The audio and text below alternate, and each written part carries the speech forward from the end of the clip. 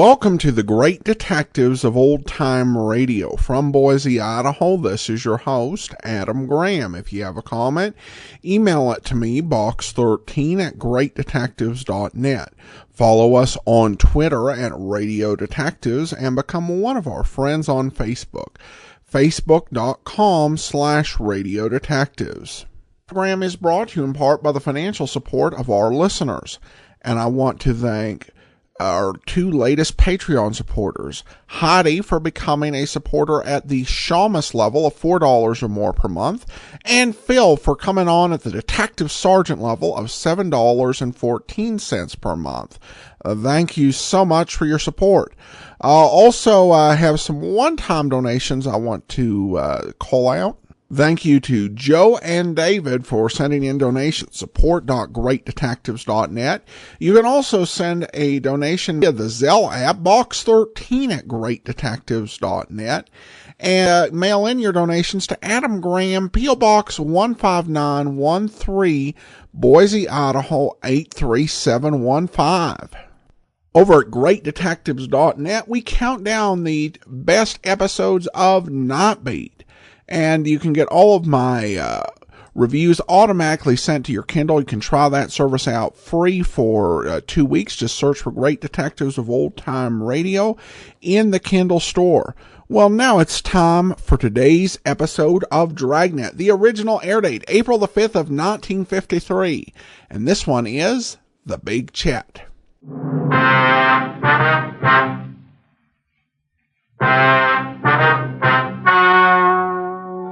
Ladies and gentlemen, the story you are about to hear is true. The names have been changed to protect the innocent.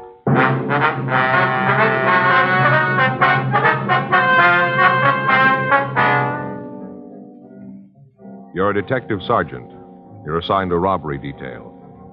A pair of hold-up men have been staging a series of robberies in your city. You have their description. You know their method of operation. Your job, get them.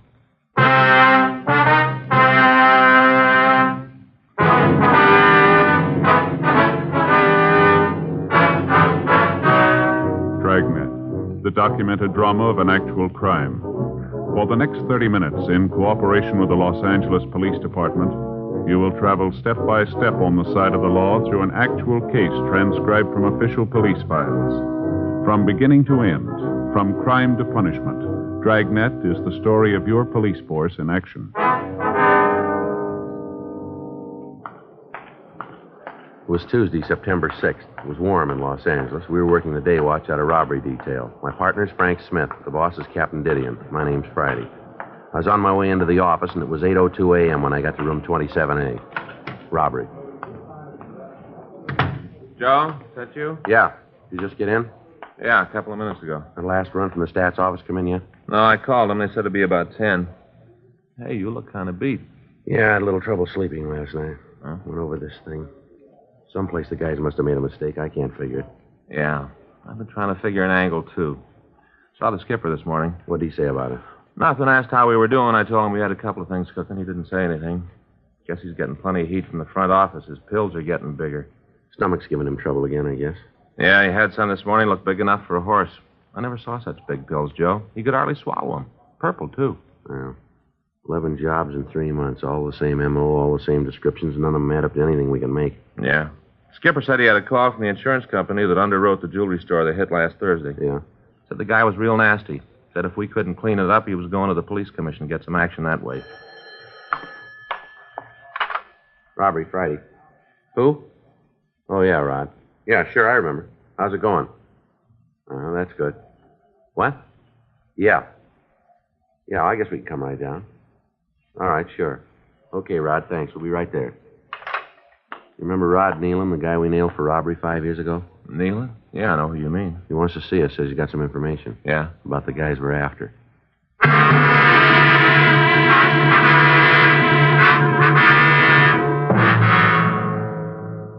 For the past 3 months, a pair of hold-up men had been victimizing the owners of large jewelry stores and supermarkets. In each case, the descriptions of the two suspects was the same. Suspect number 1 was described as WMA, 30 to 35 years old, red hair, tall and lean. Suspect number 2 was described as WMA, 25 to 30 years old, 5'7", 120 pounds. Victims reported that the larger of the two bandits had a slight stutter, but neither of them had any visible marks or scars. In each instance, the method of operation the bandits used was the same. The two men would enter the store at about 10 a.m. The smaller of the two thieves would ask to use the telephone. He'd go to the rear of the store, and there he would produce a .32 caliber automatic. The other man would pull a sawed-off shotgun, and together, the two of them would tape the victim's hands and feet and lock them in a rear room. Then they'd rifle the safe and leave. None of the victims could tell us if the pair used a car. Everyone concerned had been shown mug books, but they were unable to make an identification. The M.O. had been run through the stats office, but after the possibles had been checked out, we had nothing. Communications had been gotten off to George Brereton up at CII, Sacramento, but they were unable to help us in making an identification. For 3 months, the hold-up men were able to hit where they wanted and when they wanted, and it seemed as if we were unable to stop them. All sources of information had been checked, but they netted us no new leads. 8:25 a.m., Frank and I drove over to see Rod Nealon. He worked in a small machine shop on South La Brea. He checked with the shop foreman and got permission to talk to us. He led us to a small lunch stand around the corner from the shop. We ordered a cup of coffee, and Rod told us why he'd called. I got to reading the papers, read about these holdups, and figured maybe I could give you guys a hand. We can use it, Rod. You guys were pretty nice to me when I got picked up, sort of figure I owe you a favor. Well, what's the information you got, Rod? Well, I was in the bar the other night. See, Friday night, place down on 3rd, having a beer. Yeah. Well, I sat there for a little bit, chewing up a storm with a bartender, and these two guys come in. Got a girl with them. Uh-huh. Well, the three of them go over to a booth, sit down, and order drinks. I didn't pay much attention to them. It's none of my business. Yeah, go ahead. Well, when they put in their order, bartender and me got kind of laughing about it. Why is that? Well, the two guys ordered bourbon, but the girl ordered one of those weird mixed things, cream de menthe and cream de cocoa and chopped up ice. Real weird. Well, I looked over at her. Usually the only people who ordered things like that are young kids. I asked the bartender about it. Yeah. He said that's all the girl ever ordered. Said they came in all the time, steady customers. Well, what makes you think the other ones were after, Rod? Well, the way they looked and acted. Two fellas were loaded with money, had a roll to choke a horse. Right then, I didn't think much about it. Figured maybe they were just trying to impress the girl, Mm-hmm. Didn't really think much about it then. On the way home, I stopped and picked up a morning paper. I read about the robberies. I noticed the descriptions you had on them. Fit the two guys in the bar to a T. Tall redhead, short dark fella. Big one even had that stutter. You got any names on these two fellas? No, I didn't hear anything. Not from them, anyway. I asked the bartender. He said the big one was called Chet, and the little guy's named Vince. He didn't know much about them, just said they came in a lot and had a lot of money to spend. Any idea where they live? No, I don't think he knew. How about a car? Did you see one? No, like I said, I was there when they came in, and I left before they did. If I'd known what the bit was, I'd have stuck around and tried to get some more information for you. I didn't even figure it until I got home and saw the papers. You heard anything around about the two men? Not a thing. That's straight, too. I'm carrying a lunch bucket now. I got a job, and I keep my nose out of trouble. I had enough jail. I don't want any more of it. Well, that's good to hear, Rod. I learned. No more. Tough to learn it that way, but I guess there ain't no other. Now, sir, I'm clean. I'm going to stay that way. Like I said, though, you guys were nice to me. You gave me a break. I want to help you out. Sort of say thanks. Yeah, Rod, and we appreciate it, too. You know that. Listen, anything I can do, I'm with you, fellas. Where is this bar? It's a place on 3rd called Tad's. It's a little joint. Yeah, we know it. Most of the guys come in are there for contact, trying to set something up. Mm-hmm. Well, that's just it, Rod. What do you mean? Well, I think that if Frank and I walk into the place, somebody will make us sure we're known there. We'll burn the place, lose the two men. I guess so. Well, you want me to hang around there? Keep you posted? Let you know what the guys are doing? Well, that's kind of up to you, Rod. They found out I was playing footsie with you. They'd nail me sure. You know that. Well, we'll give you all the help we can if you want to do it. It's going to be a little expensive sitting in there. Can't just sit without ordering something, Yeah. Well, here's $10. That ought to keep you going for a while. Yeah, it will for a while. What do you want me to find out? Well, get an address if you can. Find out where these guys work, what they do for a living, if they own a car. Get the license number if you can. Who the girl is, where she lives. Just as much as you can, Okay, how'll I get back to you? Well, we'll be around. You won't have to look far. I hope not. Those two guys get onto me. I got big trouble, Well, you don't have to do this if you don't want to, Rod. Well, I want to. You guys have helped me plenty of times. Maybe I can kind of pay you back this way. I know I don't have to do it, Joe. It was my idea. It's okay by me if you guys will stay close. We will, Rod. Well, let's put it this way. You guys just stay close by. I'm 37. I got 28 years to go. Yeah. I want to be around for that Social Security.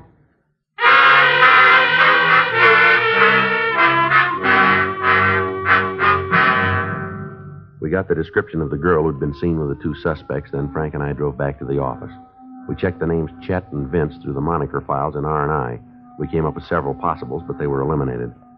For the next 3 days, we kept in constant contact with Rod Nealon. He would report for work at 8 a.m., finish up at 5, and then after a dinner downtown, he'd spend the evening in the bar down on 3rd Street.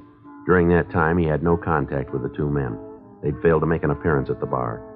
The kickbacks from up north arrived, but we got no new leads from them. Saturday, September 10th, Frank and I met with Nealon for lunch. He told us that he hadn't seen the suspects since the night he told us about. He said that the bartender told him that they hadn't been in the place on 3rd Street. 3:16 p.m., Frank and I checked back into the office. Well, that went no place. I wonder where they are. I don't know, Joe. Nothing around town on them. Maybe they decided they were running their luck a little close, huh? Well, it could be, but they got no reason to quit. As far as they know, they're in the clear. There's nothing to scare them off. No. You think Rod is playing ball with us? Well, I don't know. There's no reason not to. He came to us. We didn't go to him. Guess he learned his lesson. Takes a lot of nerve to do what he's doing. Glad to see he's playing it straight, though. Yeah. You want to check the book? Yeah. Anything there? No, nothing. This call from Faye wants me to call her before I leave the office. There are a couple of teletypes here. Joe? Yeah? Here's our answer. What? Teletype from San Francisco. Jewelry store was heisted for $150,000. Yeah? 2 men, one with a sawed-off shotgun.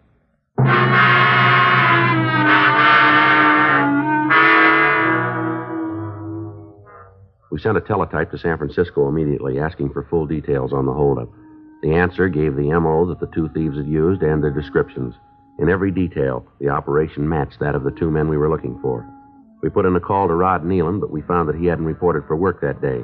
Frank and I drove out to his apartment, but his landlady told us that she hadn't seen him since the day before. Frank and I checked the places where he ate and where he spent his time when he wasn't working. None of his friends had seen him. We spent the next 2 days looking for him. From a bartender on 7th, we heard that Rod had been in the place on Sunday the night before, and at that time he'd been pretty drunk. The bartender said that he appeared frightened and nervous. Monday, September 12th, 5:30 p.m. Frank and I checked into the office to sign out for the day. I'll sign us out. All right, I'll check the box. I got it. Robbery, Friday. Yeah. Well, where you been? We've been looking all over for you. We thought something had happened. What? When? Yeah. Well, take it easy, Rod. Yeah, we'll get to you. Yeah, what model? You got the license number? Just a minute. All right, go ahead. 2N3-9291. Yeah. Okay, yeah. We'll see you there. All right, be careful. Rod? Yeah. Says he's been trying to get a hold of us all day. Says he didn't want to leave his name. 2 suspects are back in town. Rod says they got a bankroll like Fort Knox, sporting a new car. He got the number. Better check it right away. Where's he been? Well, he said he was worried. He's been trying to stay out of sight. Said we better get the guys fast. Yeah. He thinks they're on to him.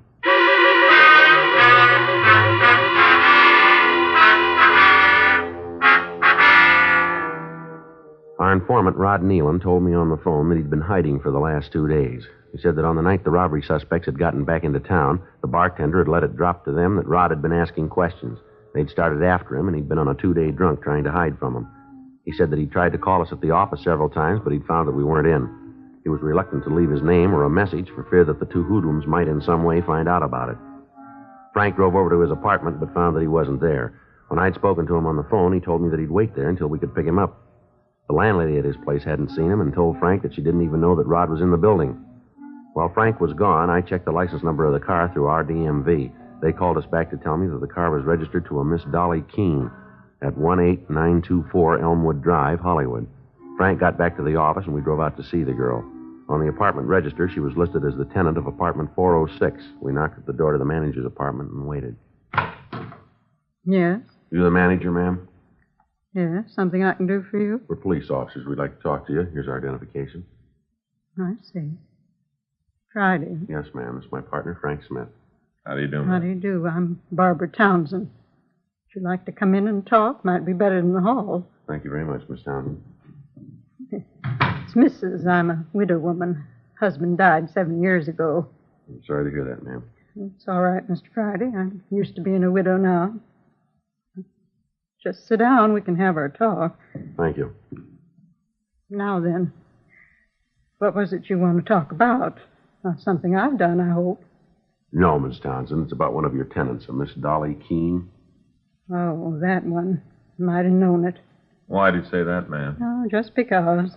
I always knew she was going to cause trouble here. I knew it. I told Sinbad about it, told him a lot of times. Sinbad? Give us a description of the man. Tall man, over 6 feet, red hair. Had a kind of stutter. I never talked to him. I just heard him when they came in. My door's right near the front, you know. Yes, ma'am. Does she have any other friends in the building, ma'am? Do you know? Oh, no. Isn't anybody in the building likes her. Well, except that Mr. Newton on the second floor. He's kind of flighty, impressed with a pretty girl, you know. But she's not friendly with anybody. Does she have any visitors? Anyone who came to see her? Just her boyfriend, the red-headed one. And then there was the other one. I don't think he was a friend of hers, though. What other one's that, ma'am? He was a little man, dark. I think he was a friend of the boyfriend. Seemed that way to me. Any of them drive a car, would you know? Well, I don't know about the others, but Miss Keene just got one. Brand new. 1953. Don't know where she got the money for it, but by golly, she's got the car. Uh-huh. She worked, ma'am? I don't know. When she signed the lease, she told me that she was a designer for a clothing company out here. That's a fact. She's got mighty cushy hours. Seems to come and go whenever she pleases. But when'd she get the new car, do you know? It's a couple of days ago. She told me that she had to go out of town on some business. Wanted me to keep an eye on her apartment. She didn't have to tell me that. I'm the manager here. Of course I'm going to watch the place. Yes, ma'am. About the car, please. Oh, yeah. Well, she had it when she came back. Just drove up in it, smart as you please. Told me that she wanted a garage for it. Said she didn't want to leave it on the streets at night. I told her she'd just have to wait. We got 18 units here and only 10 garages. All of them are taken. I told her she'd just have to wait. She said she maybe leave it over at her sister's for a few days. Her sister's? Yeah, she has a sister in the neighborhood someplace. Do you know where she lives? No, I don't. Pretty sure it's someplace in the neighborhood, though. Would you know her sister's name? No. Sorry, I can't help you out there either. She's married. Don't know her married name. Miss Keene never mentioned that. How about mail, Miss Townsend? Miss Keene get much mail? I couldn't tell you that. They got their own keys, open their own mailboxes. I got no way of telling what they get. I see. Of course, I could see in through the little slots in the mailbox. She got a few letters. I couldn't tell you where they were from, though. I see. She in now, would you know? No. I mean, I don't think she's in. I haven't heard her. Usually she comes in laughing and carrying on, so I'd know if she was in. What's all this about, anyway? What's she done? Well, we'd just like to talk to her, Mrs. Townsend. Like that, is it? Ma'am? Got something secret to talk about? No, ma'am, it's not that. It'd be better if we talked to her, that's all. No. Well, I hope you get the chance to. Beg pardon? Well, last time I saw her, she talked about leaving town.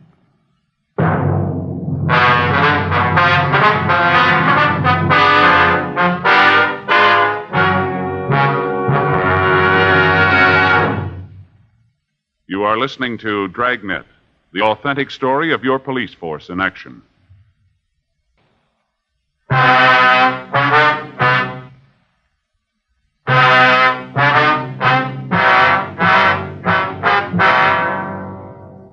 In the company of the manager, Frank and I went through the girl's apartment. In the closets, we found clothing that indicated that she'd returned to the place. We called the office and told them that we were setting up a stakeout on the building. Frank and I went downstairs and parked the car up the street. Frank was in the front seat of the car. I stayed in the back. 8:30 p.m. There was still no sign of the girl. Frank called the office and found that our informant, Rod Nealon, was still missing. We waited. 9:30 p.m., 10, 11:30 p.m. A car answering the description of the girls pulled up in front of the apartment building. Joe? Yeah, I see him. Car matches. Can you see the license? No, not from here. 2 people in the car, a girl and a man. Yeah. Well, let's try it. Right.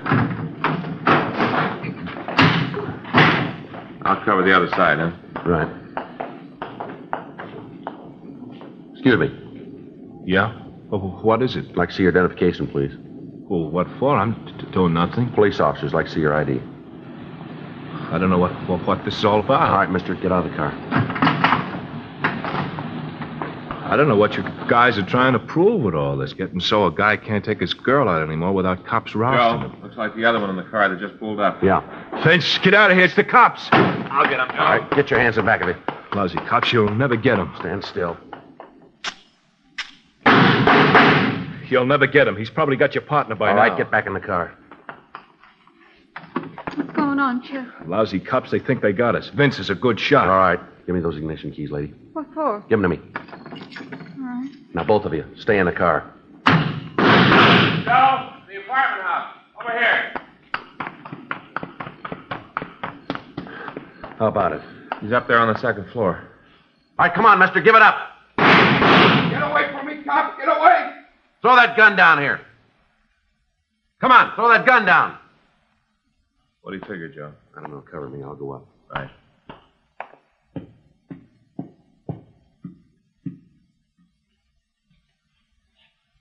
How about it? I don't see him. Stop it! Don't shoot! I give up! I give up! Don't shoot anymore, please! All right, mister, throw that gun out here. Come on. Throw it out here. All right. There it is. You got it. Now give me a break. I got it, Joe. All right, come on, put your hands against that wall. I'm hurt. He shot me. Now leave me alone. I'm hurt. Did you see that? I'll shake him. He's clean. Call a doctor. Give me a doctor.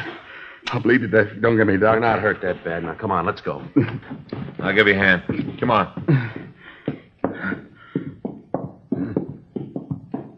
All right, come on. What's all the shooting about? Oh. Shot him, huh? Yes, ma'am. I better call Georgia Street, Frank. Get the other ones in the car. Yeah, I'll stay here with this one. Frank? What's the matter? Something wrong? Yeah, I gotta get out of broadcast. They're gone.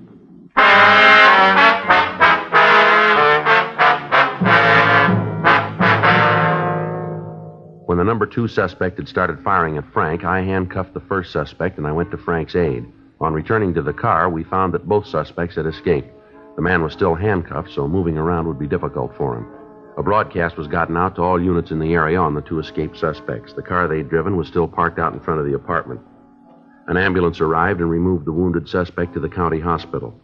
Before he was taken away, he gave us the names of his 2 accomplices, Chester Rayburn and Dolly Keene. We called the office and told them what had happened. Additional teams of men were sent out to help us canvass the area. Frank and I went through the personal effects of Dolly Keene. In a desk drawer, we found a telephone book, and one of the numbers in the book bore the name Sis. It gave a telephone number and an address 3 blocks from the apartment house. We got in touch with Captain Didion and informed him of the developments. Additional men from Metro Division were sent out to cover the address listed in the telephone book. Captain Didion also told us that our informant, Rod Nealon, had been found in a rooming house on 3rd Street where he'd been hiding since the 2 bandits had gotten back into town. He was placed in protective custody. Frank and I went over to the sister's apartment. Yeah, what do you want? Police officers. You Patricia Saxon? Yeah, so what? Want to look at your apartment? What for? There's nothing here means anything to you. Sister been here tonight? No. Haven't seen her last couple of days. Anyone here with you? No. We're going to have to look. Yeah, maybe I don't want you to. That's tough, lady. All right, let's shake it down, Frank. Yeah. There's no one here. Isn't anybody with me? Closet in the bedroom. Yeah. Better stay away from there. He's got a shotgun. Cover that side, Frank. Yeah. All right, Rayburn. Open the door slow and throw that gun out here. Rayburn, we'll tell you once more. We know you're in there. Now throw that gun out here. He's not coming out, Joe. All right, cop, here it is. I don't want no trouble, you hear? No trouble. You got the gun. All right, come on. Get up, Rayburn, on your feet. You too, Miss Keene. Come on out of there. Don't shoot. Please don't. We didn't mean nothing. Don't shoot. We give up. Well, come on out of there. Keep your hands on your head there. I'll get him. Wasn't anything else I could do. Had to do what they tell me. Come in here with that gun and wanted something to cut those handcuffs off with. Had to do what they said. Yeah, sure. They'd have killed me if I didn't. I know it. They'd have killed me. A couple of more minutes and we'd have had it made. Just a couple more minutes, that's all. That's all we needed. Though we got up north, he never got us. We'd have had it made. One more big job. That's what you said. One more and we'd be through. Well, wise guy, where are we now? Right where he said you'd be. What? You're through.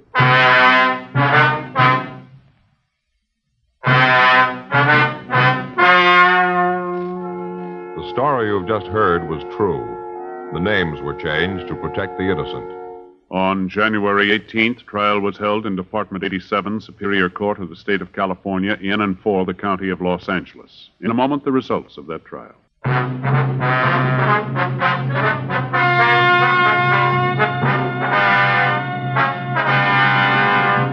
Chester Lloyd Rayburn and Vincent Robert Parker were tried and found guilty on 9 counts of robbery in the first degree. They were sentenced to the state penitentiary for the term prescribed by law. Robbery in the first degree is punishable by imprisonment for a period of not less than 5 years. Lillian Keene, alias Dolly Keene, was tried and convicted of being an accessory. She received sentence as prescribed by law. Aiding a principal in a felony is punishable by imprisonment in the state penitentiary for a period of not more than 5 years. Ladies and gentlemen, in the fight against an old enemy, polio, medical research has armed us with a powerful new weapon, gamma globulin. Used soon enough, it can prevent the paralyzing effects of polio. But first, you must furnish the raw material, blood. Doctors urgently need your donation of blood to make gamma globulin. So call the Red Cross. Please don't put it off. It's too important. Call the Red Cross tomorrow and make an appointment to give blood.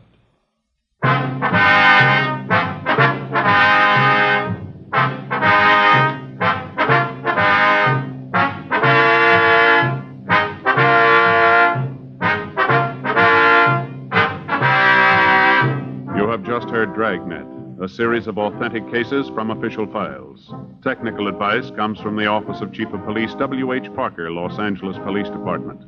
Technical advisors, Captain Jack Donahoe, Sergeant Marty Wynn, Sergeant Vance Brasher. Heard tonight were Ben Alexander, Peggy Weber, Peter Leeds. Script by John Robinson. Music by Walter Schumann. Hal Gibney speaking.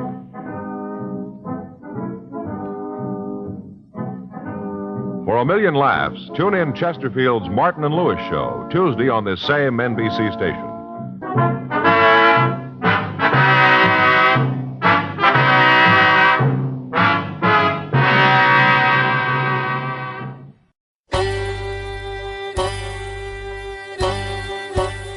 Hi, this is Andrew from OTRWesterns.com. I wanted to invite you to come take a look at our site where we put out podcasts of old-time radio westerns.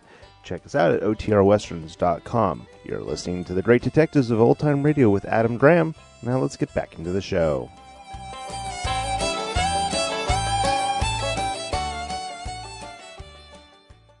Welcome back. Well, this was one that featured a pretty interesting situation where Friday had to deal with some suspects who were not completely secure in order to help Frank Smith deal with someone who actually had a weapon and was willing to shoot. Of course, that was the right decision in terms of going to help Frank. I did kind of wonder, though, about the way he left them in the car, because one thing I thought instantaneously when he left them in the car was that the woman could have hotwired the car, but Friday may have just made a bet on her not knowing how to hotwire it, with Chet actually handcuffed. At any rate, we turn now to listener comments and feedback. Joe writes in, I've been listening to the show for 3 or 4 years, and I look forward to it in the evening after a day of work. It's a great escape from the news and media of the present day when I need to unwind. Well, thanks so much, and it's definitely good to have that escape from the headlines, and we're happy to provide it here. Bruce emails in, just wanted to say thanks for all your hard work bringing us these shows to enjoy over and over. Dragnet is my favorite as I grew up in LA and know many of the places they talk about. Always enjoy the commentary before and after the show. I enjoy your apps on my devices. Great job and keep up the good work. Thanks so much, Bruce. And yeah, it's always fun if you actually know the place. And I know Dragnet can do that for a lot of folks from the LA area. And I used to work in customer service and had many customers who needed directions or had addresses that called to my mind Dragnet. Finally, an email from Dave. I've enjoyed your show for several years while backpacking along the Pacific Crest Trail. Thus far, I've hiked from the Mexican border to Northern California while enjoying your podcast. Only 1,453 miles to go. Wow, that is a pretty heavy goal, and I'm glad that we're able to keep you company on the way. All the best of luck to you as you continue your hiking. All right, that's all for now. Join us back here on Monday for Mr. Keen, Tracer of Lost Persons. Then next Saturday, it's another episode of Dragnet. Oh, and of course, tomorrow, watch for Video Theater. It will be an episode of Boston Blackie. If you're not subscribed to our Video Theater, just put in videotheater.greatdetectives.net. In the meantime, send your comments to box13@greatdetectives.net. Check out our YouTube archive, youtube.greatdetectives.net. And follow us on Facebook, facebook.com/radiodetectives. From Boise, Idaho, this is your host, Adam Graham, signing off.